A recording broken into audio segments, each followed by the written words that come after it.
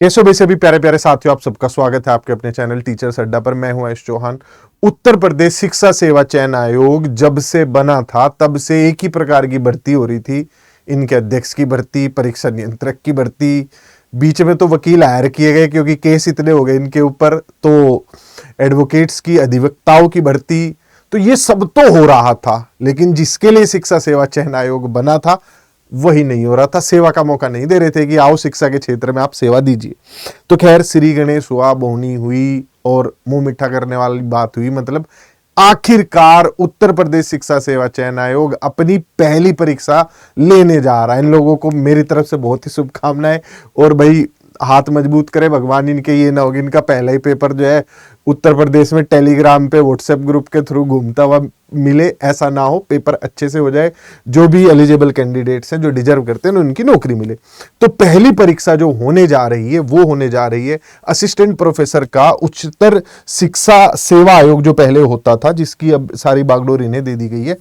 उसके पद थे, उन्होंने एक नोटिफिकेशन निकाला था, उसको ये लोग करवा रहे हैं। 2022 में भर्ती आई थी और इसका जो आयोजन है वो 15, 16 व 17 फरवरी हो रहा है।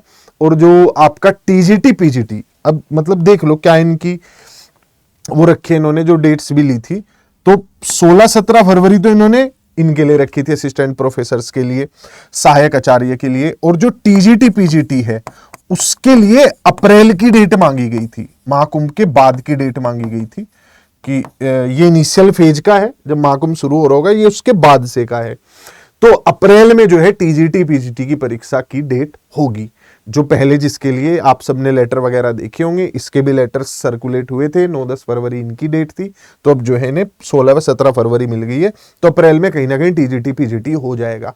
आगे की भर्ती, प्राथमिक शिक्षक भर्ती पे मन है ही नहीं इनका, वो मैं तुम्हें पहले भी बता चुका हूं कि भाई जब तक सरकार पे दबाव नहीं आता तब तक भर्ती नहीं करेंगे ये लोग। अब भर्ती जो हो सकती है, जो इनके हिसाब से भी भर्तियां हैं, तो वो 25,000 के आसपास वैकेंसी जो है टीजीटी पीजीटी में नहीं आ सकती हैं, वो खाली हैं। मतलब ये पद खाली हैं, ये बहुत साल से जो इन पे इंतजार है। कुछ ये वाली भरें और उसके बाद ये 25,000 हैं। इसके अलावा यहाँ क्योंकि ये गेस्ट टीचर वगैरह से भी अनुपात समानुपात बराबर नहीं कर पा रहे हैं।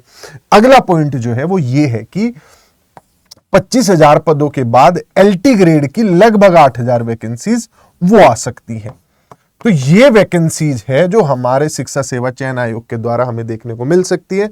और जिस हिसाब से अब इन्होंने बीड़ा उठा ही लिया है, तो यूपी टेट परीक्षा भी ये लोग करवा देंगे।